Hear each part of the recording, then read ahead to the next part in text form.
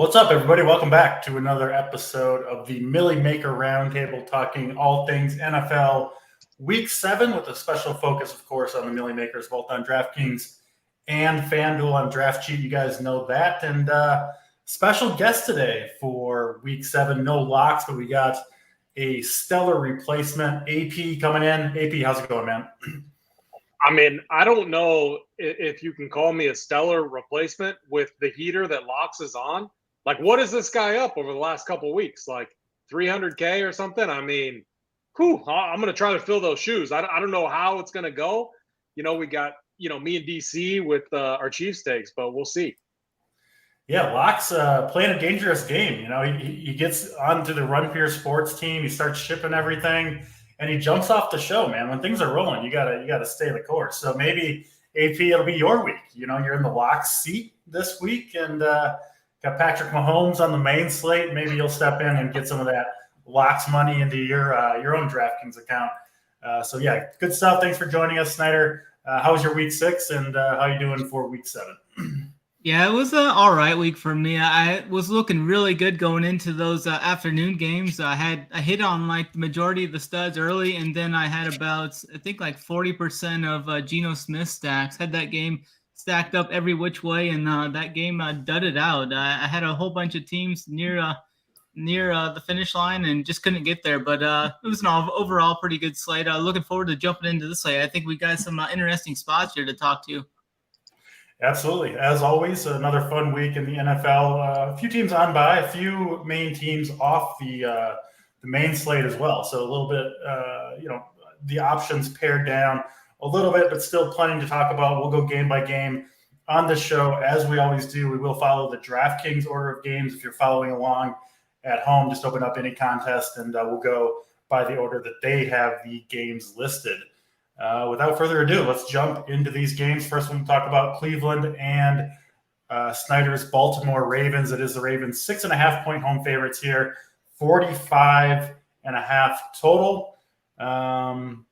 Yeah, it looks like Mark Andrews is kind of the big news here. He's questionable to play. I think he's going to go. Was back at practice Friday, Snyder. And then J.K. Dobbins back to the IR, right? I think he had knee surgery. He's going to be out 4 to 6 weeks. We saw Kenyon Drake step in and have a big game on limited carries. They did activate Gus Edwards, so a little bit of a complicated running back situation for the Ravens. Cleveland looks like pretty much status quo for them. Jacoby Brissett going to continue to try to get the job done, but potentially a pretty good game here. So let's throw it to you, Snyder, for your Ravens. What do you see between the Browns and the Ravens here?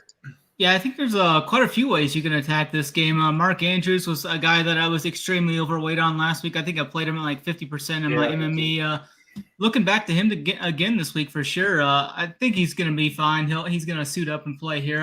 Tight ends generally played pretty well against the Browns, so I think you can look right back to him. You can look to David Njoku as well.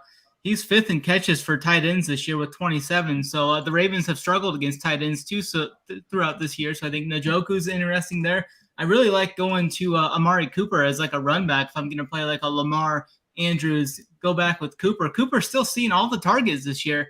Double-digit targets in 4 of his last 5 games.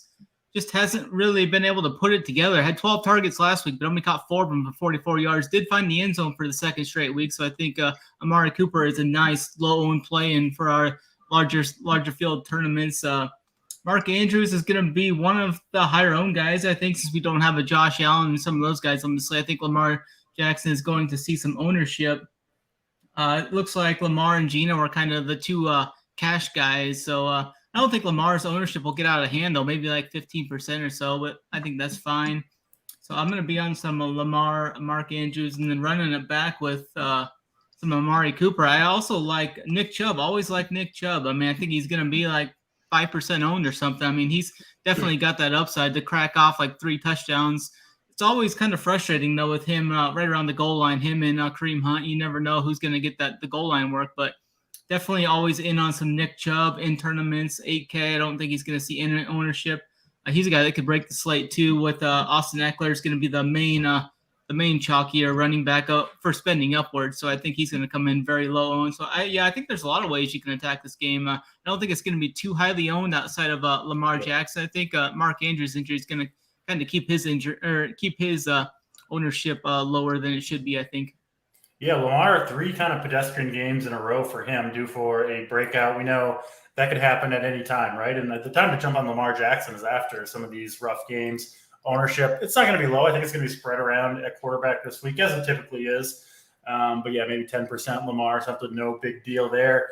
One thing I do like about this game, AP, there are multiple ways you can go, but if this game goes off, right? If you come in with the premise that, okay, this game's going to shoot out, it's going to be the game you need, I feel pretty good about getting the right pieces, right? I mean, Lamar to Mark Andrews, I don't think you really need to overcomplicate it much more than that. I'm not going to play the Baltimore running backs. Rashad Bateman might play here. I'm not really interested in going there, or Duvernay. It's just those options aren't that appealing. Mark Andrews, assuming he does playing out of his mind right now, getting a ton of targets. And you got the easy run back on the other side. Amari Cooper, 12 targets in each of the last 2 weeks. This Baltimore defense has not been super great. So that Lamar, Andrews, Amari Cooper stack looks pretty good, right? I mean, if you told me this game's going to end 35-28, I bet all 3 of those guys are having pretty strong games. So I do like attacking games when I feel confident that if the game itself goes off, I have a decent chance to get the right pieces. Of course, guys like Nick Chubb, David Njoku, those guys are very much in play. Running back pretty loaded this week, so you will get Nick Chubb, I think, pretty low owned. But I think a pretty good game overall to kick us off here. What are your thoughts, AP, on this one? Yeah, for me in this game, it comes down to Clowney. If Clowney's in, he's questionable right now. You got Myles Garrett, you got Clowney. It's going to be, I think this game goes more defensive than offensive. SNYDER, I mean, come on, man. Have a backbone with your team.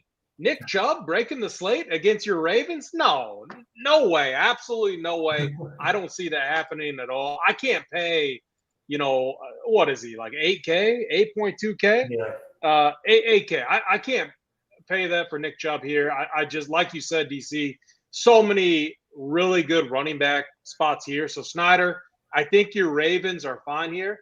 I like, if I'm playing the Browns, I like them in a come from behind script. And the great thing about Amari Cooper, despite him getting double-digit targets all the time, no one likes to play him. So 6-1, if I'm playing a run back here, it's Amari Cooper. And in a Millie Maker type format, it's Lamar, Andrews, Cooper. If you just look at the pricing there, 8K, 7.4K, 6.1K, very difficult to make that work. But I think you capture quite a bit of upside in targeting this game if you get the right script. So I'm under on this game. I think we see more defense than offense. So yeah, makes sense. I won't have a ton of this game. I will probably mix in some of those Jackson, Andrews, and Cooper stacks. But other than that, I just can't pay the 8.2K price tag for Nick Chubb. He can obviously go off, but there's too many cheaper backs that I like better. And man, 8.2K for a back that's splitting the work with Kareem Hunt, who would you take anywhere in the range of 20 to 32 points from him in this game? Sure. That's his range. That's his range of outcome throughout pretty much every game in the season. Yeah. No, I mean, except for last game when he scored 8. But except for last game, yeah. Yeah, I hear you, SNYDER. It's Nick Chubb. I say it every week on this show. He's just not a guy that I end up playing that often. Probably less than I should, but just a split backfield thing.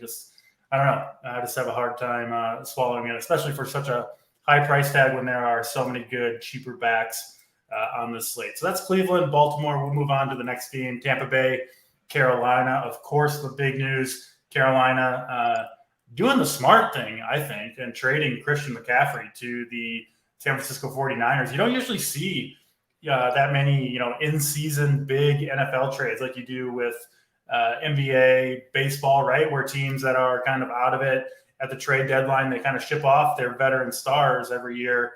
NFL's a little different, right? You got to learn the playbook, schemes, all that stuff, and you just don't see it that often. But Carolina did do it. They did trade Christian McCaffrey. They also traded Robbie Anderson, and perhaps DJ Moore, I think, would be the next domino to fall, but still on the team for now.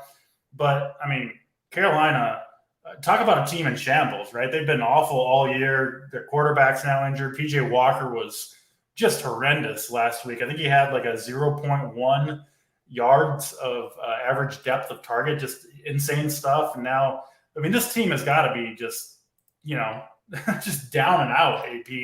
Carolina Panthers, they go up against this Bucs team coming off a tough loss to the Steelers. I mean, you got to think the Bucs bounce back here in a big way to get the job done. And, man, Carolina, I don't know how they're going to really move the ball here. This Bucs defense, I normally don't like paying out for defense, but 3.9K for them on DraftKings, I'm interested, right? I mean, we could see Carolina just get absolutely walloped here, and could be the Bucs defense that does some of the damage. The other side, I mean, Leonard Fournette, obviously a pretty good play. He's expensive, but, he's going to get a ton of work as always. But I just don't see any way this game shoots out with the Panthers offense the way it is. And that, for me, makes it hard to play guys like Tom Brady, Mike Evans, Chris Godwin, and the Bucs passing attack. What are your thoughts here, AP? Yeah, for me, so we were talking about Nick Chubb, 8K. I think I'd much rather play Leonard Fournette here, 7.7. Yep. We see ownership kind of go down a little bit on Fournette when he's above, like when he's over 7K. And I think it's just, it's like, man, that feels expensive relative to other running backs on the slate. I think you can play Fournette, maybe plus the Bucs defense here. I like that correlation. I don't even know what the Bucs defense price is. If it's above 4K, I'm not going there. If it's in the 3K range, I'm fine. 3.9. Only 39. There we go. All right. I don't know about you guys, but like I struggle to play a defense that's 4K or more. I can't do it. So, but Uncle Lenny, I mean, man, we've seen him in these spots get there, put up 30 plus. So that's the path here. I'm done with Brady onslaughts. I can't do it. Brady sucks, man. I mean, he's the GOAT. Let me we know I'm a Chiefs guy. Brady's this has nothing to do with like Brady, what he's done. I'm saying right now, you can just see his age, like he's just not what he once was. So I'm off of Brady here. I'm not like I'm done with the onslaught stacks. And then how do we even play anyone from Carolina? Like this team is like DC. You painted a perfect picture there. It's hard to add much more than that outside of DJ Moore's 4.9K, and the script's going to be good for him. But can we trust PJ Walker to deliver him the ball? I don't know if we can. I don't know if I want to go there. And maybe his price tag gets him a little bit more inflated than he should be ownership wise. So I'm going to be under on this game. I do like Uncle Lenny. I think he's fine. Godwin, Evans. If they beat me, they beat me. Like there's so many mouths to feed with Russell Gage mixing in there too. So that's how I'm playing this game. Yeah, we're on the same page on this one as well. I do like that Leonard Fournette, Bucs defense. Okay. Sorry, I'm not trying to interrupt you, but Deontay Foreman, people are talking about him. The guy that's why? Like the Bucs, what they're good at is their defense, especially against the run. Deontay, what's his upside? 55 yards rushing, like maybe 2 catches. That's going to get you 7 points. It's not going to win you the Millie Maker. I'll tell you that right now. It's not going to win you the Millie Maker. So no, I'm not playing him. No, I'm not playing Foreman. I mean, we don't even know who's going to get the work necessarily for the Panthers. Foreman, Chuba Hubbard. I mean, they could. I don't know. They'll probably have a third running back active. Who knows, right? This is a team obviously in full punt mode. Probably at this point, sort of like, at least the front office is kind of trying to lose. I just can't. I'll let other people spend their money on Carolina offensive attack. I'm just not going to do that myself. Snyder, your thoughts here? You going in on this game stack here? The Panthers revival? Are they coming this week? I think I might have a little bit of this game. It sounds like everybody's ready to ditch Tom Brady here. I think this is one of those spots where Brady can come in and drop the sack on these poor fellas' head, get a little momentum back, get some motivation back. I'm gonna Tom Brady's gonna be like 3% owned this week. I think I'm gonna have some of him. I'm gonna have some of Mike Evans too. It's kind of like the squeaky wheel narrative there with Mike Evans, 6,900. He's a guy that can go out there and drop 35 in this game pretty easily. I think. No, he can't. 35 for Mike Evans? Come on. Definitely in the range of outcome. He dropped 34 on the Chiefs a few weeks ago, so I definitely think he can do it against this poor Carolina Panthers team. Snyder's bringing the heat now. Yeah. Snyder is bringing the heat. You love to see it. Definitely gonna. I think I might even have a little bit of Godwin in that too, a little double stack here. Like I said, I don't think anybody's like, from what I've heard around, everybody's like this game's gonna dud out. It's only got a 39-point team total in this game, but the Buccaneers still have one of the highest implied team totals. I think their team total is sitting on like 25 or 26 points. So if they score 4 touchdowns, who's to say that Brady doesn't toss 3 of those? And he tosses 2 of them to Evans, 1 of them to Godwin. Boom, you just got so much leverage over everyone. I think Godwin's going to see some ownership. I don't think Evans is. I think Evans is going to be under 10%, but Godwin's probably going to be like right around 15% or so. I think he's going to be one of those cash guys that people look to. He's still underpriced at only 6,300. He's still seen a lot of volume in his two games back. So, yeah, I'm going to be against the grain here. I'm going to have some angry Tom here. I think he's going to come in, roll into Carolina, and drop the sack on these poor fellas this weekend. AP, I'm glad you're here. Locks is too nice. Now you're here with me. You're drinking with me. You can gang up on SNYDER with me. Hold on. Nate is fine. The problem is Simon is not producing the show. Our boy Snyder's producing the show. So he's not going to get us out of here. I promise you that. I promise, man. We're going to have Snyder mute himself or something. So, Snyder, let me ask you another question. How big of a hard-on did you get when Marquise Hollywood Brown hurt himself? Was that like the best day of your life? That was hurtful. I actually played him some last week. I think I jinxed him. It wasn't good. Because I was all over that game. Like I was saying, coming in, I had some Kyler double stacks there with Rondell and Hollywood. I had that game stacked up so many different ways, but interesting deal there. But yeah, I'm going to be on some Tampa Bay, though. I think the last time you were giving me this much crap, I think it was over a running back, maybe Damian Pierce, and he wrapped off like an 80-yard touchdown run the first play of the game. Dunk it on me from like week 1 now. We'll get you back. We got 9 more games for some bad Snyder takes to make fun of. Let's go to Atlanta and Cincinnati next. Bengals with a big breakout last week. They've been one of the teams that's actually changed their kind of play style the most. They had a kind of a frustrating first couple of weeks with the new offensive line, and then Joe Burrow missed like most of training camp, I think, with the appendicitis. But he looked awesome last week. Jamar Chase had a huge game. They are 6.5-point home favorites here against the Falcons, a 47 total, so a pretty high total in this one. And Marcus Mariota actually playing pretty well. Atlanta, much more feisty this year, I think, than people expected them to be, at least that I expected them to be. So interesting game here. Snyder, let's go back to you for some more bad takes for Atlanta and Cincinnati. Yeah, this is an interesting game. It looks like A.J. Terrell is going to play. He's been actually really good against number ones this year. So definitely like T. Higgins here quite a bit in this matchup. 6,400. I think people are going to keep going to Jamar Chase. I actually like the discount here with T. Higgins, and I'm just pulling up his ownership now. Doesn't seem like he's going to be too out of control ownership-wise, like right around 15%. I'm fine with that. I think T. Higgins is going to I think he's back to full strength. Should be a lot healthier, I think. Saw 10 targets last week when we didn't even know if he was going to play or not, so that was good to see. I think he comes back, sees double-digit targets here again. 6,400 is a great price tag. I'm not sure if I'm going to play Jamar Chase yet again. Burrow's at 6,900. I think he's fine option. I think this game could kind of slow down, though. I'm not really envisioning too big of a shootout here. Definitely like Higgins. I think you could run back to Hayden Hurst if you want. There's a lot of cheap tight ends this week, but Hayden Hurst is interesting. Kyle Pitts is here, 4,300. He found the end zone last week, but he still only caught 3 passes for 19 yards. I think I'm going to continue to be off of Kyle Pitts going forward.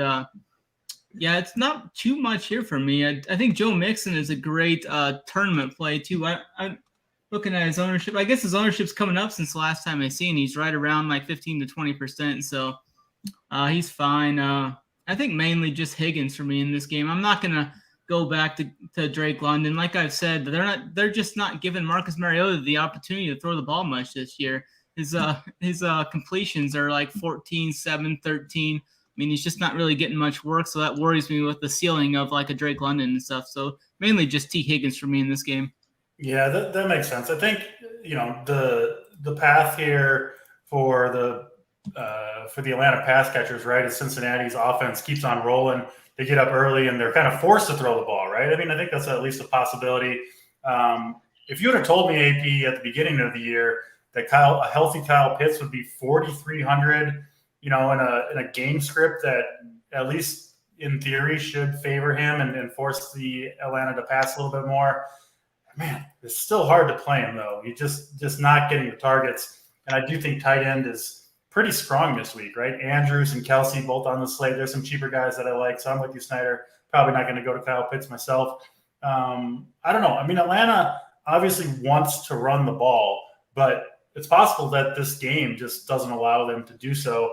And like I said, Cincinnati, they went from one of the teams that was kind of most run heavy in neutral game scripts to these last couple of weeks. They're airing it out. Joe Mixon has kind of lost his burst, in my opinion, and it kind of seems like the coaching staff agrees with that take, and they're letting Joe Burrow do his thing. So, yeah, I think the Cincinnati offense should keep it rolling. I'm just worried about Atlanta's ability to keep up. What are your thoughts here, AP? Yeah, so, there has been some talk of like this Falcons defense being a little better. I think they're playing like above their potential. I think they come back down to earth this week. I think the Bengals poured on. I think Cincinnati found something, man. Like Burrow, we saw what him, Chase, and these guys started to do, especially later in the season when they built up chemistry, if you want to call it that. I mean, these guys already naturally have that, it seems like. But I think the connection's back. I think, like, Joe Burrow was very low owned. The stacks were low owned. That's what saved my week last week. I'm going right back to it. I'm going to Burrow. I'm going to Chase. I like Joe Mixon. I don't trust. I think these running backs, as they age, they just naturally lose a step. Yeah. Jamar Chase, though, I think so. Here's the rule, because it could, like, I agree with Snyder. It could be Higgins. You create a rule in your Burrow stacks in the millie, so you get overweight. You create that rule over in Saberson. That's what we use. You say either Jamar Chase or T. Higgins. That's the way to do it there. I don't think you need to go any further than that. That is just enough. And then you run it back with Kyle Pitts or Drake London. That's all the stack that you need. It's a one, QB plus one, run it back with one. That's how I'm attacking this game. Yeah, makes sense. I'd look at Mariota as kind of a cheaper quarterback option because he is running quite a bit. And if they fall behind, I don't know. I mean, I think he's capable, at least, of a big game. He's cheap, 5,500. He's playing pretty well. So I think he's in play. Not one of my favorite quarterbacks on the week, but I'm not completely writing off the Mariota to London or maybe even Pitts. And DC, let me add, I hate that I love the Bengals this week.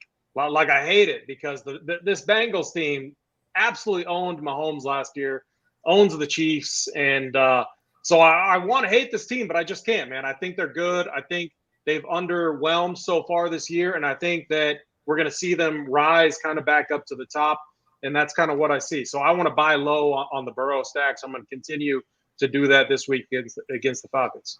Yeah, I do think the Bengals have kind of figured things out, like I mentioned a couple times. So I'm with you. I think they could go off here. 6,900 is a pretty steep price tag for Joe Burrow, and his receivers aren't cheap either, right? You're paying for it if you get it, but I do think that will keep ownership in check on Cincinnati. So pretty interesting game there between the Bengals and the Falcons.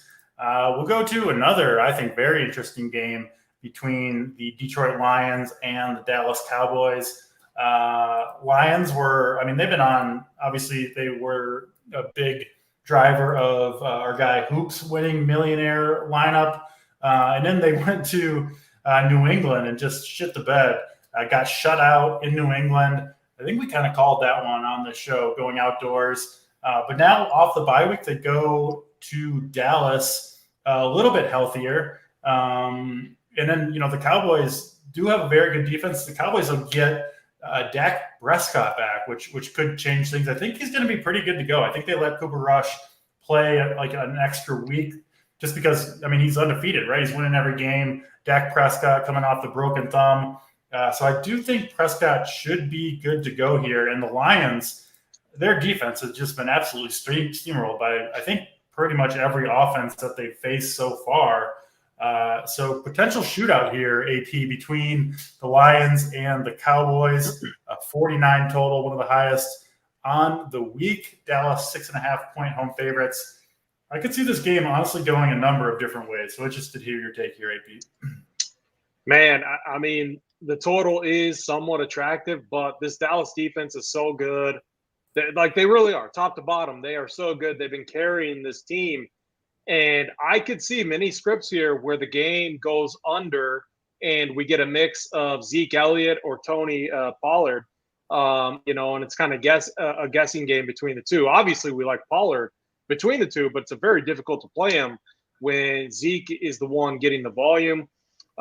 You could play a Dak Prescott stack with CD, with Michael Gallup, one of those. I like he's 6'7". We don't like it, it's a thumb, like it's not anything conditioning wise. It's his thumb, but they don't want to re-injure that. I'm not an injury expert or anything like that at all. I mean, if Dak was healthy and if he was 6'7", and if he had been playing, yeah, we would love Dak to CeeDee Lamb, Dak to Michael Gallup, maybe run it back with Amon-Ra. But man, I think the running backs they could lean on Zeke, they could lean on Tony Pollard, and I could see many paths where this game underwhelms. So if this game gets ownership, I'm fine being under on it. If it's going to go, overlook, then I think it's one you could go to. But right now, I think I want to pay $200 more for Joe Burrow and that stack, and I'll probably be under on this unless you guys convince me otherwise.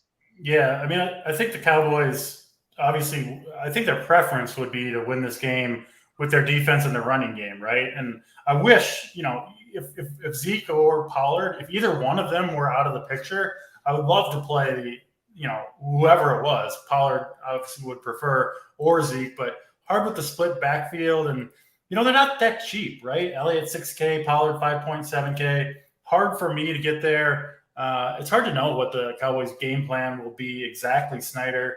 But like AP said, I mean, I wouldn't be shocked if the Cowboys' defense, kind of shut down this Detroit offense once again. Or, Detroit had just such good matchups. They were at home. They got to go on the road here.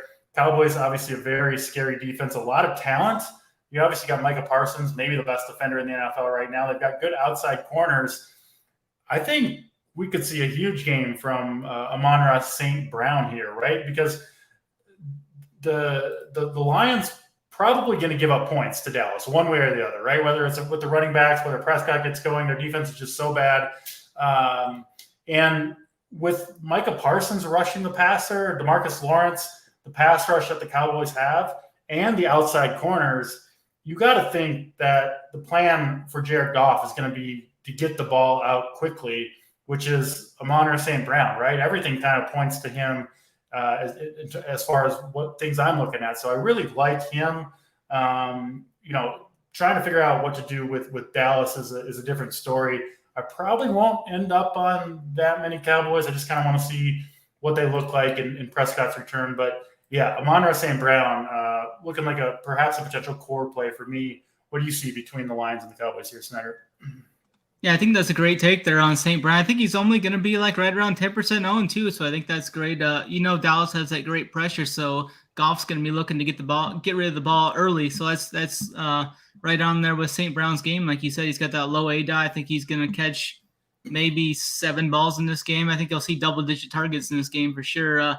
Looking at the team total for this, the Cowboys are tied with the Chargers for the highest implied team total here. So I'm definitely going to be trying to get some exposure to Dallas in some way. It's probably going to come with CeeDee Lamb. I know he's going to be one of the higher owned guys, probably 20-25% owned, but I think this is a good spot for him coming back with Dak. He hasn't hit 100 yards yet this whole year, but he's one of the top guys in the NFL for market share. So I think he's going to keep that going forward. 6,800 is too cheap. He's $300 cheaper than Amon-Ra St. Brown. So I'm going to be on some Lamb. I think Michael Gallup's a great tournament play here with Dak Prescott coming back. I think Dak coming back, he's going to want to try and hit the ground running after what Cooper Rush has done. Cooper Rush led this team to 4 or 5 straight wins without him. Did lose last game, kind of got exposed. So I think Dak kind of wants to hit the ground running, and this is a great spot for him. This is a very good spot for him to kind of come back in and get things going as he's been gone with the injury. So I'm going to have some Dak stacks. I think he's going to be 5% owned. So I'm going to have some of him with Lamb and Gallup. Nothing else really for me for Detroit. You look at Schultz. Schultz 3.6. He's coming back. He should be pretty healthy. Cooper Rush has never really seemed to look at him at all. I think that coming back definitely could help Dalton Schultz there. The interesting thing is with DeAndre Swift's coming back, 6,800. Not sure what his usage is going to be in this game. Do you guys have any thoughts on that coming back? And then you got Zeke here. I'm seeing Zeke at 10 to 15% owned. I couldn't imagine playing Zeke at 6K at that ownership. I think he's a complete dust. He could troll us here, though, and fall into the end zone 2 times and get his 50 or 60 yards rushing and 2 touchdowns. That would definitely troll us. But I'm going to be off of Zeke at 6K. What are you guys thinking of Swift? What do you think his usage is going to be coming back from the injury in the bye week? I mean, I assume it was kind of a split backfield before, right? With Williams. I kind of assume it will be the same thing. Jamal Williams, Swift back from injury. I assume it'll be a 50-50 share, 6.8K. I can't see myself getting to Swift there. And yeah, Zeke at 10 to 15% ownership, something like that. I'll pass on that, right? Not super involved in the pass game. Like, can't really even break off a long run anymore. I mean, I think like the last, like he's got like 2 20-yard runs in the last 2 seasons combined or something crazy. So yeah, I'll fade that, especially at the elevated price tag. But yeah, I'm on St. Brown, the guy I'm going to. I do like the Dalton Schultz call, Snyder. His health has been weird, right? He was like, what was it, like the PCL, a knee injury. It doesn't seem that serious. And then he was kind of a surprise scratch the last game. And Cooper Rush just didn't seem like he liked throwing to the tight ends, right? It was just kind of all CeeDee Lamb. But Dak Prescott likes throwing to the tight ends, and he likes Dalton Schultz. So 3.6K for him. I mean, he got in full practices. I think he's healthy and good to go. I do think he's an interesting option because, I mean, Dallas is going to move the ball. I really think so. I don't know exactly where it's going to go. It could be either the running backs, multiple options in the passing game.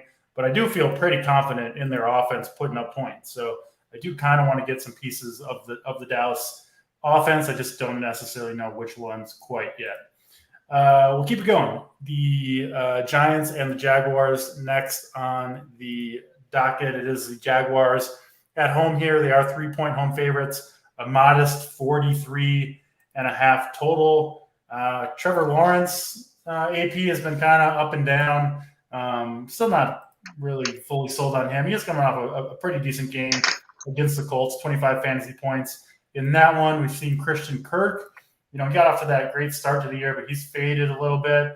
Jaguar is one of those teams that I don't know, just don't go to them all that often. Travis Etienne has kind of taken over that backfield a little bit from James Robinson. And then on the Giants side, still a wide receiver room that they just don't have much, right? Galladay out, Tony out. Very, very, very thin in the wide receiver core for the Giants. And then, of course, Saquon Barkley getting a ton of work. Hasn't had the huge game yet, AP, but, man, it's coming at some point for Saquon Barkley. So I want to kind of stay high on him. And, the floor is nice, and the ceiling, I think, is still there, even though he hasn't quite hit it yet. Your thoughts on Giants and Jaguars, AP? Yeah, I think you said it really nicely there. Like, I'm not really high on this game, but I do like pieces. Like, Saquon hasn't really like while he gets talked up a lot in the media and like he looks good, he hasn't really broken a slate yet, except for in week 1 against Tennessee.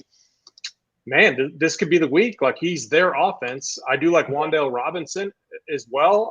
He's just such a good gadget guy. Obviously, Nebraska, then went to Kentucky. So a guy that I've seen play. The dude is a stud. It just, I think he's like, I don't have snap counts up in front of me, but that doesn't matter when he's 4.5K. And then the Jag side, I mean, man, I'm under on this team. Like, ETN, Robinson, I just can't get there. Christian Kirk is the guy I would go to if I want a run back. Yeah, I think that's a good way to go with Giants and Jaguars. I'll be pretty low on this game, other than a good chunk of Saquon Barkley. Snyder, your thoughts here, Jaguars and Giants? Yeah, I think I'm going to be lower on this game as well. I'll have some one-offs in this game, though. Like, I'm going to have some Christian Kirk and Zay Jones. I think they're interesting for tournaments. I was on Kirk to start the year. What did he do last week? He didn't do much last week. Yeah, I mean, caught four catches, 24 yards, and a touchdown. But he's got that ceiling that we saw early in the year. He had 3 straight games where he was putting up 20-plus points. So definitely will be in the pool. I'm not going to be like super overweight on him, but I'll have a splash of him. And I think I might have some Zay Jones in there as well. He had 5 catches last week. I do kind of worry about the ceiling on Zay Jones, but I think he's a guy that I'll just have in the pool. Wan'Dale Robinson is a guy I'm definitely going to play. I was on him some last week. He only played on 15 snaps, but that was just coming back in. He was definitely used when he was in there, though. 3 catches, 37 yards, and that touchdown. I think he's going to take a massive step forward this week in his usage and play snaps. I look for him to play like 70% of the snaps this week, so definitely going to have some interest there. Looking at the running backs, Etienne, I think you're right on Etienne. He's going to break off one of these games, but I just don't know if I can play him in that timeshare right now. Barkley's fine. He's kind of in that Nick Chubb bucket too, 7,900. He's definitely an interesting play in any week. You can see the upside that he has. I think the Jags defense is interesting here, though. I'm going to have some Jags defense again in my pool. I've been playing them pretty much every week this year. I think going against Daniel Jones can make some mistakes. So it wouldn't surprise me if the Jags got a defensive touchdown here or something, got some sacks rolled up. So I'll have some Jags defense in my pool as well. Yeah, that makes sense. I can see the Jaguars defense getting there. I looked at Daniel Jones as well, but just because he's super cheap, I think quarterback is kind of tough this week. Like you said, it's going to be spread out, but they're just not throwing the ball that much. And even in critical scenarios, they'll go wildcat to Saquon Barkley, stuff like that really can kind of hinder the upside of a quarterback like Daniel Jones. So ultimately, I did kind of cross him off my list. But yeah, mostly Saquon for me, and I guess Zay Jones is okay. I mean, who's going to be out there for the Jaguars. That's a nice thing, right? They don't really rotate their receivers, so Zay Jones does have some speed, some deep ball ability, and he'll be out there every snap. So I don't hate that call for cheap on the Jaguars. Let's go to the next game. Indianapolis Colts, Tennessee Titans. Titans 2.5-point home favorites here. A modest 41.5 total. SNYDER. The Colts will see the return of Jonathan Taylor after Mr. Deion Jackson had himself quite the game last week. I benefited from that a little bit myself, but I do think it'll be Taylor probably back in close to a full-time role. They do get Nyheim Hines back now too, though, so he'll be involved in the pass-catching game for the Colts. And King Henry, man, I think people were kind of writing him off after those first couple of dud games, and he's doing what King Henry does with a few more catches too in these last few games. But yeah, he's been rumbling 25, 27, 30 DraftKings points in the last 3. He's always, I think, a pretty strong play, including this week. What the Titans' game plan is going to be, right? If things go according to plan for them, it's going to be Derrick Henry handoff after handoff, and hopefully he breaks a couple of them. That's how Tennessee wants to get the job done. Matt Ryan coming off a little bit of a renaissance game. What do you have? 389 passing yards, the game-winning touchdown. Wasn't sure we were going to see that from Matt Ryan again, and I don't think we're going to see it here. Back outdoors. Matt Ryan, to me, is kind of a purely, dome, home game type player. Needs the perfect scenario like he had last week. I don't think it's going to happen here. I'm not going crazy with this game. Derrick Henry, really the guy that I'm looking at most closely. Your thoughts here, Snyder? Yeah, definitely right there with you. I think Derrick Henry was my play of the day in that last show we had where we had the plays. I definitely love playing him. Looks like he's going to be under 10%, right around 10%, maybe like 10 to 15%, under 15%, I think, though. So definitely always going to have the big dog in my the player pool when he's going to be lower owned. Looking at the Indianapolis side, I think that's all for me on the Tennessee side. Kind of a slower game here, I feel. Looking at the Indianapolis side, I'm going to go back to your guy, Alec Pierce. I think he's a fine option there. Definitely like him. I think he's a guy that's going to see 5 to 7 targets again this game, under 5K, so definitely like him. And I'm going to be off of JT here. He's coming back from injury, and he's generally struggled against Tennessee and Mike Vrabel most importantly, like on the last 4 or 5 times he's faced him, he's really struggled against him. So I'm going to be off of JT here in this game. Not too much for me here, just mainly the big dog, and then I'm going to have some Alec Pierce in this. Yeah, makes sense. Let's go to you, AP. Your thoughts on this game? Yeah, so, I mean, man, it is really impressive what King Henry's doing after kind of a slow start, but 25, 26, 30.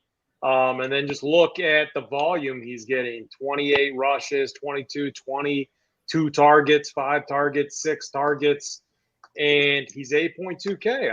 I mean, the price tag isn't too unreasonable there.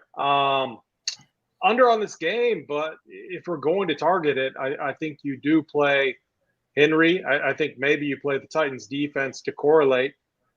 Playing against, Matt Ryan has been a reliable turnover king on the season. So I think it makes a lot of sense to go Henry and then the defense. We got Holden in chat too. Tender Hot XYZ best of the Holden. Gosh, I mean, this dude. You guys see this? Got this porn bot in our chat. God damn, Holden's always spamming the chat. I was like, there's no way Holden's actually watching the show. There's zero chance. Yeah. But yeah. King Henry for me and the Titans defense. Otherwise, I'm under. I can't trust Robert Woods or any of these guys. So that's it for me. Yeah, sounds like we're all kind of on the same page with Tennessee and Indianapolis. Not a great game overall, but I do think I like that correlation with the Titans defense. I think the running back defense correlation can go, people can go overboard with it at times, but specifically for Derrick Henry in this spot, I think it makes a lot of sense. So I do like that call. Let's go to the next game on the slate, the last early window game. Green Bay Packers and the Washington Commanders. Packers 4.5-point favorites on the road here. AP of 41.5 total. Packers offense has been very, very underwhelming so far. Aaron Rodgers and Tom Brady both kind of off to a little bit of a slow start this season. We did see Carson Wentz break a finger, I think. Unfortunately for Big T, not gonna win the MVP this year either. After failing to do it last year, but yeah, a low total here. We're gonna see Taylor Heineke in for Carson Wentz. I think that's potentially good news for specifically Terry McLaurin, right? It just seemed like Wentz wasn't really throwing him the ball much, but we do have a decent sample size from Heineke from last year, and he loved targeting McLaurin. So you do get his price down. I think he's a little bit off the radar. I think he's somewhat interesting. Curtis Samuel continues to get targeted. He did drop an easy long touchdown in that last game, but I think he's at least a little bit interesting.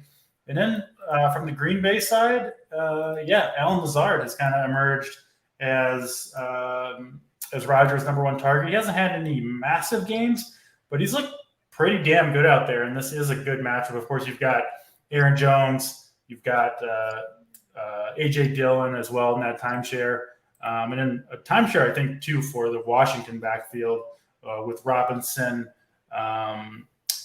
McKissick, and who's their last guy? Antonio Gibson still a little bit involved as well. So I don't know. This game looks okay. I think McLaurin, my favorite play here. AP, your thoughts on Green Bay and Washington?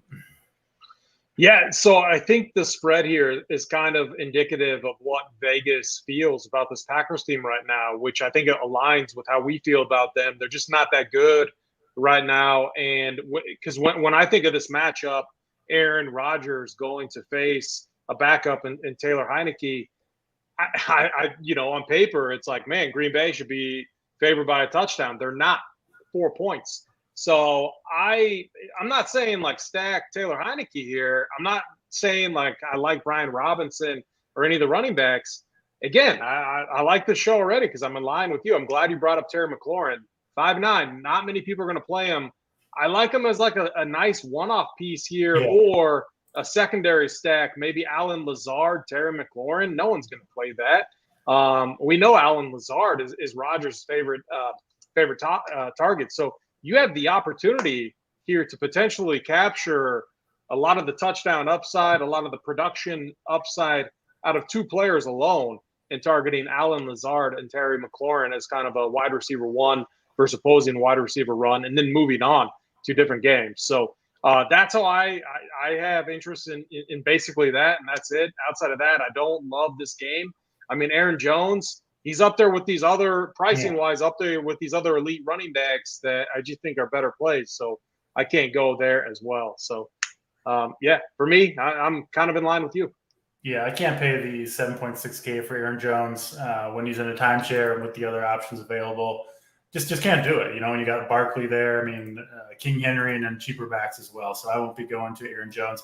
I do like the Lazard, McLaurin kind of correlation. Like you said, two wide receiver ones. They're both relatively cheap, and we both have explosive upside. So I do like that call. SNYDER, your thoughts here? Commanders and Packers. Yeah, definitely. I think Aaron Jones is too expensive on DraftKings, but you go over to FanDuel, he's on the value side over there. He's one of the values over there. 6.8K on FanDuel is a really good price tag from over there. Rodgers did talk about getting Jones more touches throughout the week, so I definitely think that's interesting over on FanDuel. Another guy is Romeo Doubs, 30 targets in the last 4 weeks, 5K. It's a great price tag. I think that's another more so like a one-off play. I don't think I would ever be looking to stack this game up or anything. Brian Robinson's interesting too.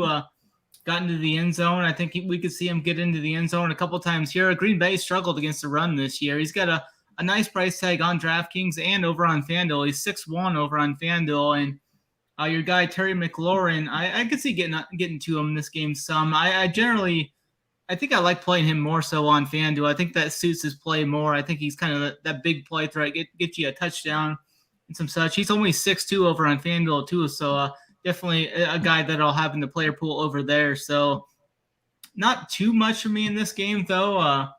Looking at the defenses here, Washington 2,500. That ain't bad. I mean, I could maybe play a little Washington. I think Green Bay is kind of overrated this year, and they're kind of going downhill. The spread is moving towards Washington as well, so definitely could see playing some Washington at 2,500. Their defense, I think I'll throw them in the pool for MME. Yeah, I just noticed Sammy Watkins activated off injured reserve. He's mid-price on DraftKings. He's 3K, and the Packers did lose Randall Cobb last week, so I don't feel super comfortable playing or recommending Sammy Watkins, but I mean, 3K wide receiver for Aaron Rodgers, who should be out there, I think, for most snaps. I think you could do worse. And then, Robert Tonyan had the 12 targets last week. I assume that's correlated, SNYDER, with the Randall Cobb injury. I think he went down pretty early in that game.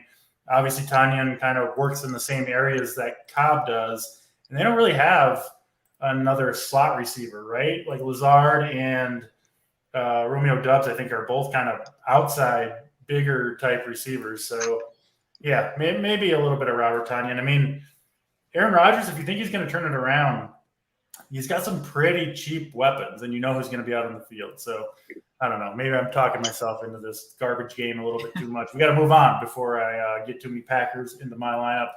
Let's go to another rough one out here in Denver. The Broncos lost their all-world quarterback, Russell Wilson. Let's ride. Not going to be in there.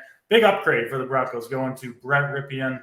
Does Brett Rypien have Wolverine blood as well? Wolverine blood, yeah.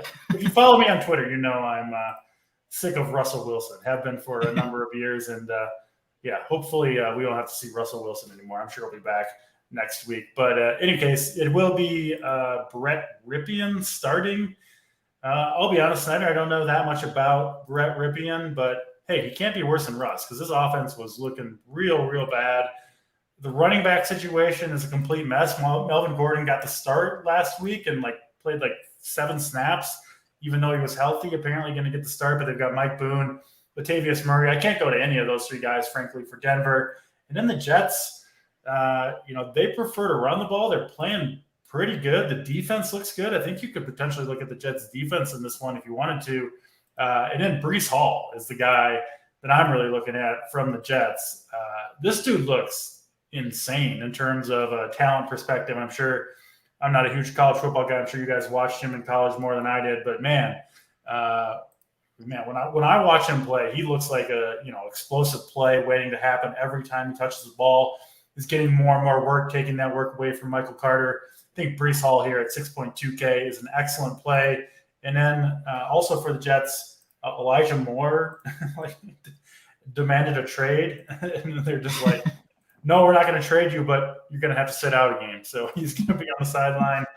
Could potentially open up things, I think, for Garrett Wilson is the one I'm looking at. Denver has Patrick Surtain on the outside corner, who it looks like maybe the best cover corner in the league right now. Absolutely. Did he goose egg Mike Williams, I think, on Monday Night Football? He might have caught one pass. Yeah, but he's insane. Yeah, he's elite. I think he'll be on Corey Davis for the majority or most of this game, potentially opening up things for Garrett Wilson with Elijah Moore, but I don't love trusting a Zach Wilson-led passing attack. So really, I guess it's a lot of words to say. Give me some Breece Hall, and then the guy that I'm looking at, I'm sure other people will be there, RPS hero, min price, Mr. Greg Dulcich, had the big touchdown on Monday night.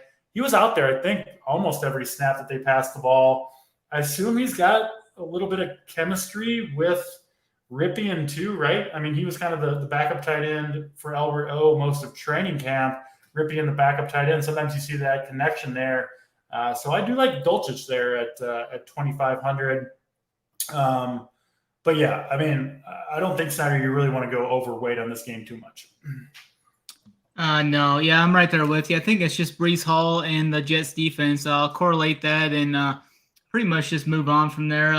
Breece Hall's usage has went up the last 3 games, 19 touches, 20 touches, and 22 touches last week, kind of putting Michael Carter on the back burner there.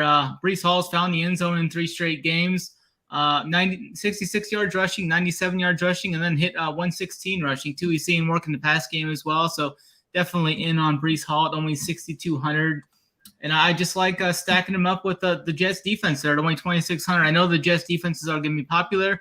I don't think it's going to be too popular, maybe 20% or something, but I definitely am going to be overweight on the Jets defense as I look to stack against this first-time quarterback, Brett Ripien. He did have a pretty good game in the preseason, though. I think he was like 22 of 26 against the Bills in one of the preseason games this year, so it's definitely something interesting. I think that's a good call there on Dulcich with them being maybe preseason, the preseason narrative or something going on there. 2,500. He's one of the cheap minor price tight ends that everybody's gonna.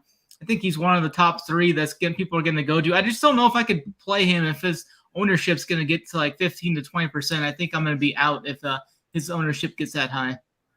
Yeah, is he projected to be high, Dulcich? Last I seen, it was like right around 15%. He was kind of getting talked up.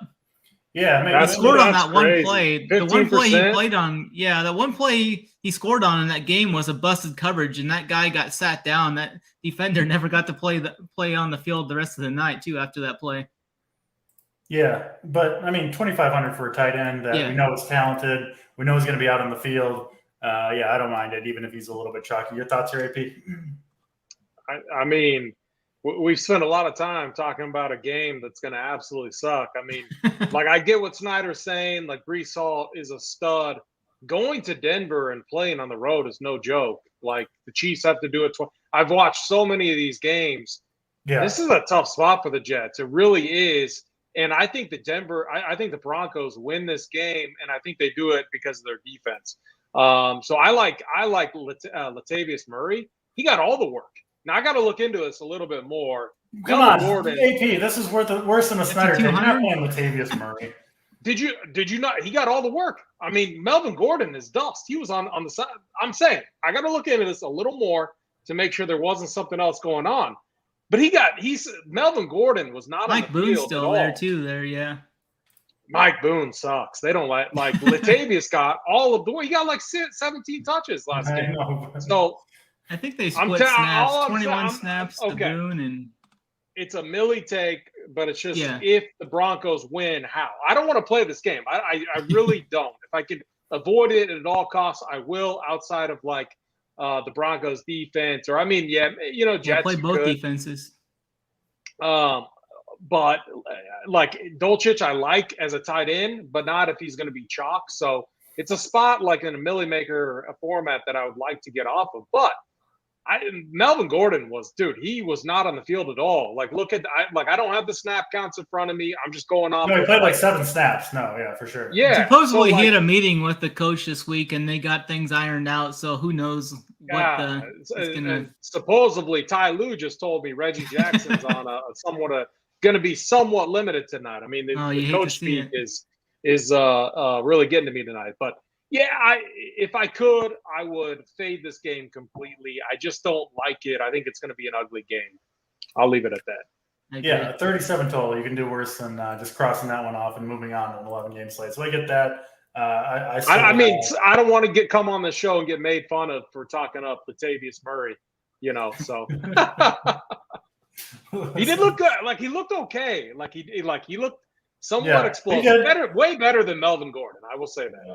I just couldn't stomach playing Latavius Murry and then having him like not even be on the field. Like, I know. And he's not on that cheap. I can't get it. Showdown formats for sure. But yeah, if Latavius Murray ships someone the Millie, it won't be me tomorrow. I'll say that much. We'll move on to the next game. 3 more games to talk about. Houston and the Las Vegas Raiders. Raiders, I think they're coming off the bye, right? Yeah, they had the bye in week 6. I think they're going to miss. Yeah, Darren Waller has been ruled out. We've seen AP Josh Jacobs. Kind of surprising to me. It kind of seemed like, they didn't give him the I don't think they picked up his option, so he'll be a free agent after the season. It kind of seemed like they were going to maybe go a different direction, but it's been the opposite of that. His workload has been on the rise, running really well. And now, getting targets too, 5, 6, and 5 targets in the last 3 games. Las Vegas off the bye. They're healthy. Josh Jacobs, I assume he's going to be one of the more popular running backs on the slate. Yeah, I'm looking at it now. It looks like he's going to have maybe close to double the ownership to the next highest running back, which you don't love that, but you have to love what you see from Josh Jacobs. Of course, anything can happen in one NFL game, but I'll be surprised if he doesn't get it going in this one. Just a matter of, when you're that popular, how much can he really help you win $1 million anyway? But interested to hear your thoughts on Jacobs. Of course, with Waller out, we could see increased targets to Devontae Adams, who I think is a good pivot off of Josh Jacobs. I wouldn't really want to play them necessarily both in the same lineup myself. And in the Houston side, this offense has looked pretty bad. It's kind of seemed like people thought Davis Mills would be able to move the ball with this team. Hasn't really worked out. The lone piece that has, of course, SNYDER, your guy, Dameon Pierce, has played pretty well. Touchdowns in each of the last 3 games, averaging over 100 yards on the ground over the last 3. This game script potentially doesn't favor him, but he's getting a lot of work right now. He's got to be in play at 6,400. Let's go to UAP first. What do you see Houston and Las Vegas? Yeah, so I might be reversing my take on Breece Hall after remembering what Josh Jacobs did to Denver, ran all over them. So SNYDER, I might have to reverse the take there and be join us on the Breece Hall train, AP. You're welcome. I will. I'm in. Screw Denver. Denver sucks. Okay. So I think this Raiders team right now is very transparent in what they want to do. We've seen it now. Josh Jacobs looks really good. And they're going to pound the rock with them. We saw it against Kansas City. They moved down the field. Before that game against Kansas City, KC had been one of the best teams in the league against the run. Jacobs ran all over them. I think the Raiders probably should have won that game had they, on a few plays, just given the rock to Jacobs, but they didn't. So I love Josh Jacobs this week. Great play. And then, you can go to Adams if you want, 8.7K. I think he's fine. But for me, it's Jacobs, and I think the run back here is Brandon Cooks. The dude's an absolute stud. I think in a Millie Maker format, Nico Collins, I've said it every week, he's going to, and it might be this week, in Las Vegas, he's going to have a game where he has over 100 and at least 1 touchdown. I think he's talented. I think he's good. He just is relying on Davis Mills to get him the ball. Luckily, teams can throw on the Raiders secondary. So I think this game is an interesting one to stack up. Yeah. How much Jacobs are you going to play in MME? I think I've seen his ownership like right around 35 to 40%. I really like him as well. I was just kind of gauging your what are you going to do with him? Are you going to field him or just slightly get overweight, or what's your plan for MME? Yeah, I think the move, like we've seen now, like like Hoop was a great example when he won the Millie Maker. He was slightly above on a lot of the chalk plays. I think that's fine. I think you can go 45 to 50%. And you're leaving yourself outs, you're slightly above the field. You know, I mean, the highest I would go is probably 65, right around there on a guy like him, just because there is a path to failure, but it is a really good spot. So I'm going to say 45 to 50%, get a little bit above the field on a play like Jacobs. Yeah, I mean, you never know, but it does set up for a really, really awesome spot for Josh Jacobs. I'll be pretty surprised if he doesn't have a good game. It's just, there are other good running backs, right? And to get to the Millie Maker winner, you got to be one of the top 2 or 3. And I he's got a good chance to get it. Does he have a 50% chance to get there? Yeah, up for debate. Your thoughts here, Snyder, on this one? Yeah, definitely. I think Josh Jacobs is a great play here. I mean, you look at any of the projection sites, he's going to rank out as the #1 overall value on the slate. So definitely going to be probably right around there with AP on him, 45 to 50% owned. I'll probably have him in MME, but I definitely like the Derek Carr to Devontae Adams for leverage off of the Josh Jacobs. So I think both of them are going to come in like right around 10%, maybe under 10%. I think that's the ultimate leverage here. They're coming off the bye week. This is a must win for them. I think they started out like 1-4, so this is an absolute must win. Maybe that bye week came at the right time for them. They can kind of get rejuvenated and come out guns a-blazing here. So it wouldn't surprise me if like Devontae Adams comes out and just puts out like a 40 burger or something against these Houston Texans, who have been pretty bad on defense this whole year. So definitely like going that way. You got Foster Moreau there too, 2,800. One of those other chalky, cheap tight ends. He's probably going to be 15 to 20% owned as well for the cheap tight ends. I think I could probably get to him. He's one of those borderline cash plays that if I'm playing cash this week, I'll probably be looking towards Foster Moreau. I definitely like Dameon Pierce, so I'm just not sure how much I can get to him this week with how the game script's going to work. The coach came out and said they need to get the ball in his hands even more.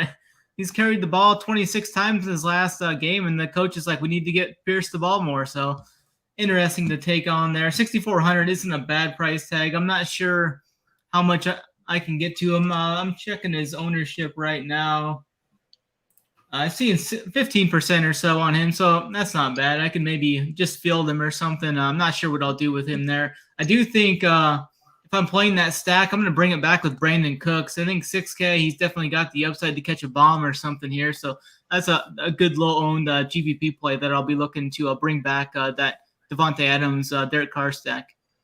Yeah, good stuff there. Houston, Las Vegas, certainly an interesting game there. And, if you're only playing a couple lineups, big decision point whether or not to play Josh Jacobs. Obviously an awesome play, but just know he will be, I think, the highest owned player on the slate overall. All right, 2 more games to talk about. KC and San Francisco next, at least in 2 of our opinions here, me and AP, the best game on this slate. I think the main event of the slate, if you will. Big total here, of course, 49. Chiefs 1-point favorites going on the road to San Francisco. Of course, San Francisco just traded for Christian McCaffrey on, was that Thursday? I think Thursday or Friday. It's not even clear what Shanahan say, that he may or may not even be active in this game. I have a suspicion he will be, AP, Christian McCaffrey. How much he's going to play, it's just completely up in the air. There's really no way to know. Obviously, got to learn the playbook and all that, but I wouldn't be shocked if he got more work than people are anticipating. 3 days to learn the playbook. He's obviously a smart dude. I don't know. We'll see with him. And then, of course, the Chiefs. You've got Patrick Mahomes, the God, going to do what he does. Travis Kelce getting, 8 to 10 targets every week, despite, not playing a lot in the preseason. What do you know? Travis Kelce, he's still got it. It's tough with the Mahomes' wide receivers. It was Juju who had the big game finally. I think he's the first Chiefs wide receiver to really have a big game all year long, despite Mahomes playing very well. It's just there's just so many of them, and they spread it around. So that's one of the problems for me with Mahomes AP in terms of DFS. Is just it's hard to stack him with anyone other than Travis Kelce. I just don't trust those other wide receivers for the most part. I do think Juju probably the best option, but like MVS, I mean, you could have made a case for him being the best option last week. Didn't catch a single pass on 3 targets. So maybe you've got that figured out, AP. I see you don't with the Chiefs wide receivers. And then San Francisco, you don't love going to their pass catching options because Jimmy G just not a prolific quarterback. They love to run the ball. But now we don't know, what the status is of their running backs. Who's really even going to be out there? Is it going to be CMC? Is it going to be Jeff Wilson? We just don't know. So this game, obviously, tied for the highest total the second highest total on the board, and a lot of in theory good pieces, but you can kind of poke holes in a lot of them, I think. So interested to hear your thoughts here on this game, AP. Yeah, so it's going to be another tough spot for KC in their secondary. Jalen Watson just not good. McDuffie was not elevated from the IR. And, last week we saw it with the Bills. They it took them a while to figure it out, but they just started picking on this guy. Anytime he was left alone on an island, they threw it up to him, and he struggled. So you have to think that that's going to be something that the 49ers want to do here. I look at this game, and we got to, I've listened to a couple things so far this week, and you got a lot of hate coming for Kansas City. People think they're not good. But the 49ers are good. I don't think this 49ers team is that good at all. When's the last time Mahomes has lost in back-to-back games? Like it just doesn't happen. This guy is incredible. And I think he's going to find a way to get it done. Now in DFS formats, it's tough. He's 7.8K. That's where, again, I like a Burrow stack over him just because we know what we're going to get. And then stacking him, you gotta be playing multiple entries. You got to be maxing the milli. If you are maxing the milli, then you could set up rules. You could set up, okay, I want a Mahomes to MBS stack. I want a Mahomes to Hardman stack. They're trying to get Sky Moore more involved. MBS was he caught a touchdown pass last week, but it got called back due to offensive linemen down the field. So I'm going to be a fan in this game.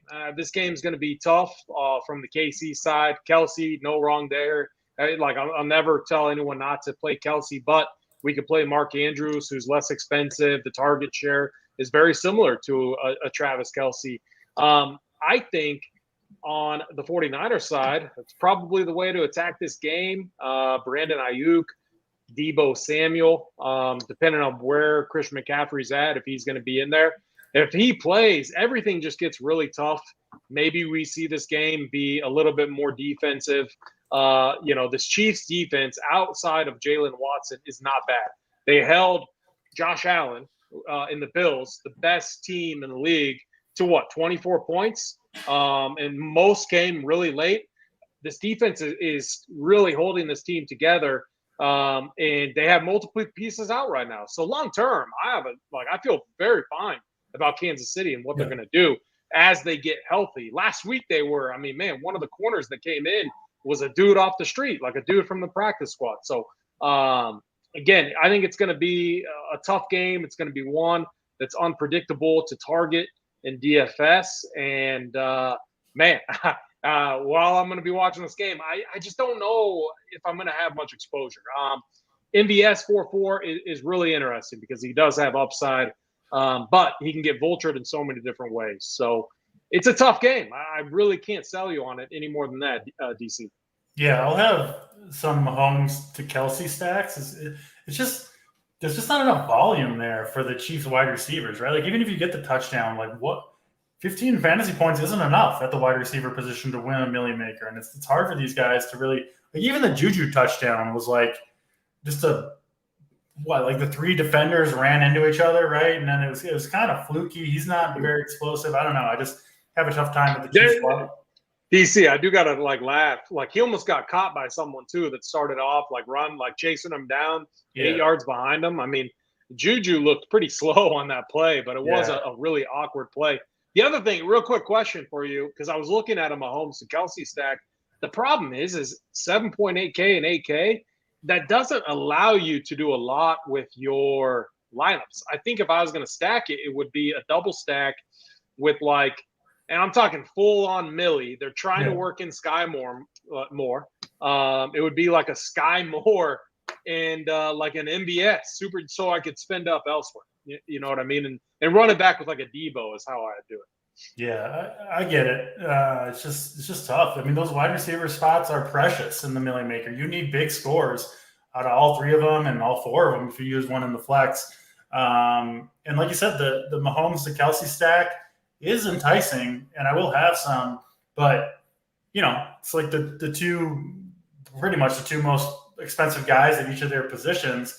And then if you're playing that, you want to run back on San Francisco, and I just don't know who to play. I know Ayuk is coming off the big game, could play Deebo Samuel, but I don't feel great about those guys either. So just kind of a tough spot where I do think points are going to be scored. I do think it's going to be a fun game to watch. But DFS-wise, Snyder, having a hard time kind of nailing anything down other than the obvious Mahomes and Travis Kelce. Yeah, I actually like this game quite a bit. I think I will be off of Travis Kelce, though. The 49ers have been really good against the tight end this year, and I'd rather just go to Mark Andrews, where I know he's going to get more volume for a little cheaper. So probably going to be off of him there. But I do like MVS here. We saw Juju had the big catch and run last week, so I think MVS kind of goes lower owned here, maybe right around 5% or something. So I'm going to have him in the pool.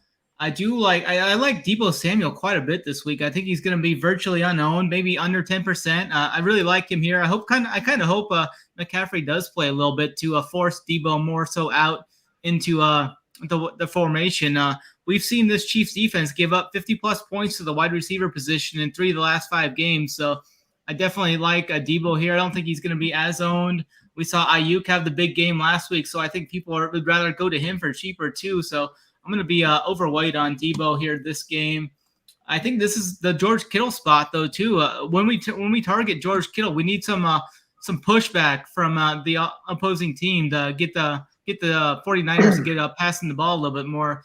George Kittle last week, 10 targets, 8 catches, 83 yards. The price is still way too cheap for his ceiling here at only 5,300. So George Kittle is another guy I'm going to be overweight on here.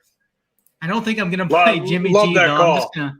Snyder, love that call. That might be my I'm on board with you on Kittle. Great Yeah, call. I like that for sure. I don't think I could get to Mahomes either at that price tag. So I think it's just going to be kind of maybe some mini correlations here, maybe with an MVS, Debo, and George Kittle or something. I'm not going to play Juju after that game last week. I don't think I can get to anyone else really.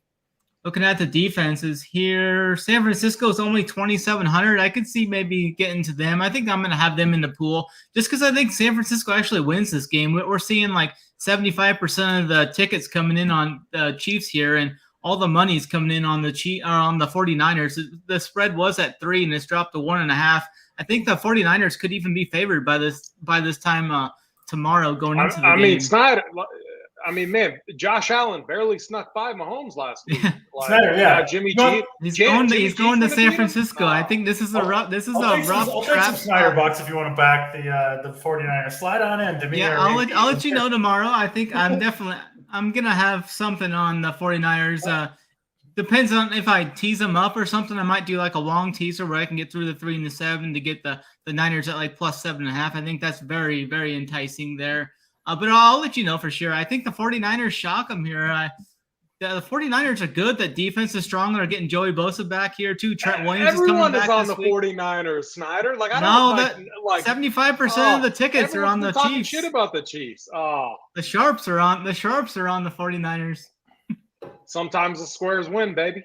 Sometimes the squares win. That's true. That's true. AP. The play here is whatever money we put into the Millie Maker, bet that amount on the Chiefs, and we're free rolling, right?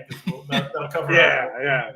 Now you've done a better job at live betting it though, man. Like the Chiefs are so good at getting themselves in a hole and like hiding out of it. Yeah, wait for them to get down 14-0 and then hit that plus. So how many times have they done that? Like I can remember a ton of times where they've done that. So and you just know they're almost better coming from behind too. Yeah, so. they are. Everybody's saying that Mahomes can't lose 2 games in a row, but what if he does? I mean, this is a tough place to play at San Francisco. I mean, Shanahan's a hell of a coach. I mean, this is one of the strongest teams in the league too. Definitely on the 49ers here. I think Debo one of the strongest teams in the league. This is one of the strongest teams. What very are they? strong team. What 3-3? Oh, they beat Cleveland, the Giants, Saints, Cardinals. we got to move along. I will say this: if Christian McCaffrey is active in this game, I'm going to sprinkle him in. He's going to be like 1% owned. And I don't know. You're telling me if the Chiefs get out to a lead, they're just going to have Christian McCaffrey just standing on the sideline with his helmet in his hand? Yeah, I would be a little nervous. Like, he's such a good – like, he fits into their system so good. He's had 3 days to learn the system. I don't know. And especially you just dump off the ball. Like, that's what I'm saying. On their good offensive line, you know? That's what I'm saying. Maybe it's CMC's – and okay, I'll take a shot on him at 1%. It probably won't work, of course. I'm not gonna make sure to play Kittle and Debo at 5% as well, though. My thing about San Fran though is they can't throw the ball, and that's where the weakness. Like this Kansas City defense is good. Like they're like if you just think about the guys that they have, they can get pressure on the quarterback. Jimmy G is not going to have a lot of time, so like I think Kansas City's defense is definitely in play with how aggressive Spagnuolo is. He's going to be coming at Jimmy G. Like Kansas City's defense could be one of the reasons why they win the game. That's what I was saying last week. The defense needed like a pit, like to beat Josh Allen. You gotta get a pick six. You got to do something like that. I think it's much more likely in a spot here against Jimmy G. Yeah, makes sense. Let's Chiefs and 49ers should be a good one. Should be an interesting one. Is that enough of a Chiefs Mahomes stroke fest there? Did we fill in quota? Snyder's trying to keep us in check. 2-on-1 there. I was trying. I don't appreciate it, Snyder. We're stroking the Chiefs every week on this show. Let's get to the last game on the slate. Highest total on the slate, 50.5 total between the Chargers and the Seattle Seahawks. Geno Smith kind of came back to earth last week. Of course, it was the week I jumped on board, so no surprise there. But we did see the emergence, Snyder, of one Kenneth Walker III, who took 21 carries, 97 yards, got in the box. Obviously, the injury to Rashad Penny was kind of what opened the door for Walker, but he looked awesome to me. Explosive. I mean, I like these young running backs, right? We see the running backs as they age, they just lose a step. Walker clearly still has the burst, has the elusiveness. And Seattle has run the ball really well, whether it's with Penny, whether it's with Walker. Kind of expect that to keep going here. The Chargers' run defense not very good. Obviously, you see that in the total. So I do like Kenneth Walker a ton, 5,800. I assume he'll be looking at ownerships here, one of the highest owned running backs on the slate. I personally think he should be. I see him, maybe 4th or 5th highest, perhaps behind the other running back in this game, Austin Eckler, who has just been getting targeted a massive amount. The injury to Keenan Allen, who I do think will probably sit this game out. He's a game time decision officially. I expect him to sit. I think the Chargers have a bye next week, so that would make sense for them. But Eckler what do you have? 16 targets last week. Josh Palmer's out too this week. What's that? Josh Palmer will be out too this week. Yeah. So Palmer's out with the concussion. Assuming Keenan Allen misses, you got to love Austin Eckler. I think he's a fantastic play. He's expensive, 8,300, but I do think he's one of the best plays on the board. From the Chargers side, assuming Allen does miss, they lost Guyton, Palmer's out. It really leaves just Mike Williams, who I think could have a big game here. Got shut down, we said, by Patrick Surtain on Monday night, so his ownership could potentially go under the radar. I think most people that go to the Chargers, Snyder, are going to go to Eckler instead. So I do like Mike Williams quite a bit here. We should see DeAndre Carter, almost by necessity, I think has to have a fairly big role in this game. He's interesting to me as a punt play at 3,700. And then, I mean, maybe Geno Smith revs it back up. We'll see with Lockett. I think he missed, expected to play, it looks like. So he should be out there, but obviously him and Metcalf in play every week, and relatively cheap too this week too. So should be a good game here. As we said, highest total on the slate, and some pieces that are relatively inexpensive. So certainly a good game to end on. Your thoughts here? Seahawks, Chargers, Snyder.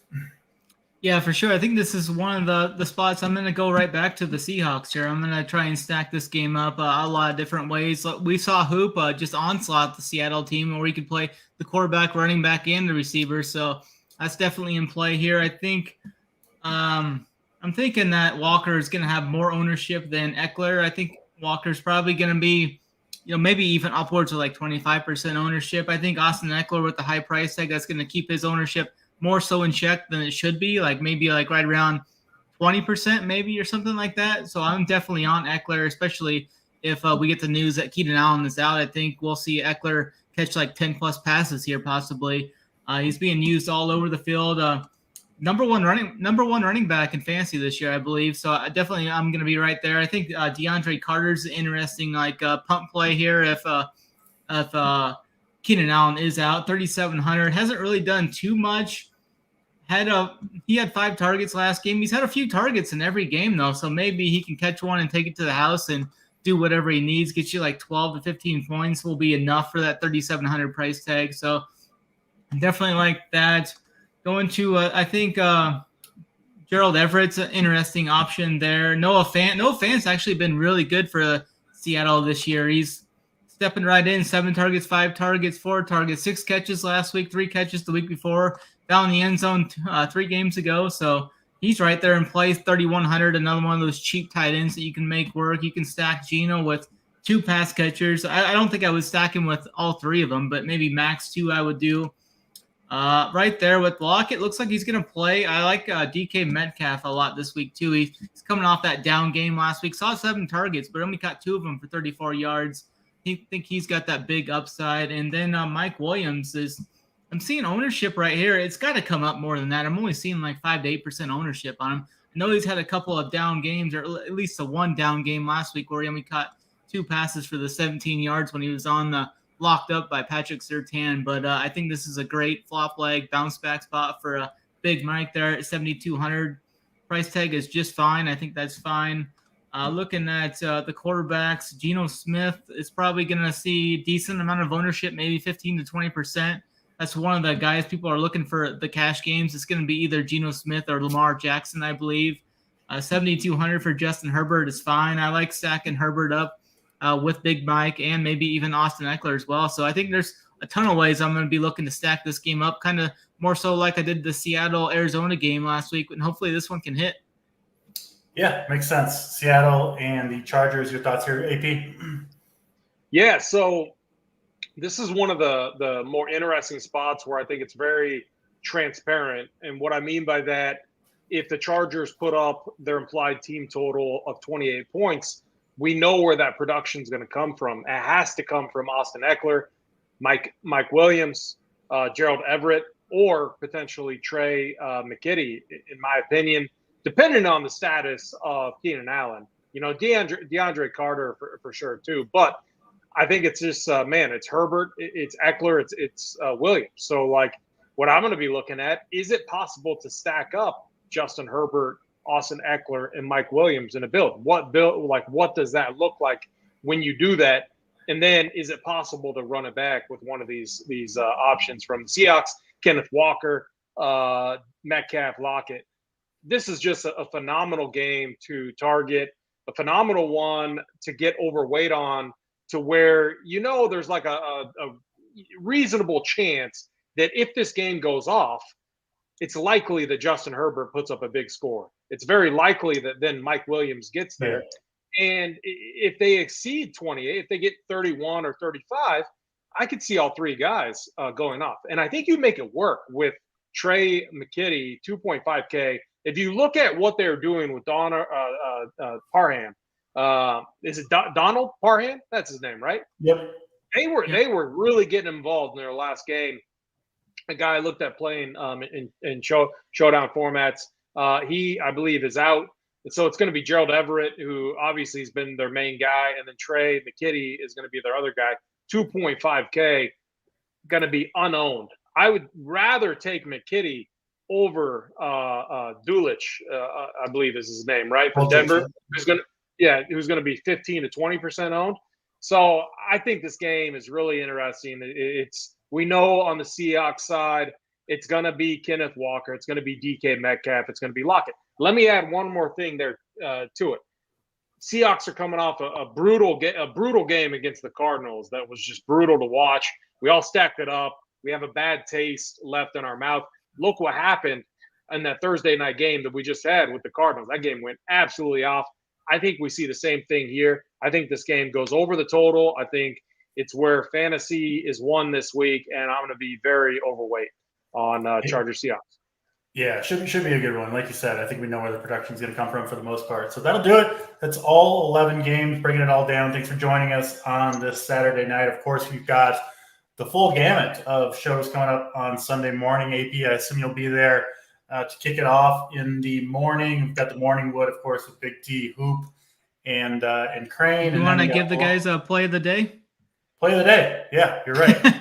I was wrapping it up too early, Snyder. Sounds like you got a good one for us. If you're I like a guy. There, so I definitely like a guy from the 49ers game. I'm going to go to a guy with a huge ceiling, I think. Underpriced, I think, 5'3". Mr. George Kittle. He's off the 10-target, 8-catch game last week. I think he's going to come here and drop like a 25 ball at 5 to 8% ownership this week. Love it. George Kittle, the Snyder play of the day. AP, where are you going for your play of the day? Yeah, I'm going to go Big Mike Williams. I think, man, coming off a tough matchup against Denver. But, man, he's the guy that – this dude has broken many slates. And I think he's going to break one more this week. Love it. Mike Williams, I'm in on that as well. I will go with Mr. Breece Hall, lowest total on the slate. I like it. I'm in, too. I'm in. DC, I'm in. You've convinced me. You've talked me into it. Now it's your play day. I'm in. Just watching this guy play, man, he's built different. I think he's going to have some massive games going forward. I think he's going to be one of those guys that it's kind of matchup proof because he can bust out a long play at any point. He's going to get the work. Breece Hall, the DC play of the day. That'll do it for us. Thanks for tuning in. Of course, as always, we do appreciate it. Hit the like, hit the subscribe on your way out if you haven't done it already. Check out the free shows tomorrow morning. We've got a couple hours coming up. And for members, the Up to Lock show with JSU and company.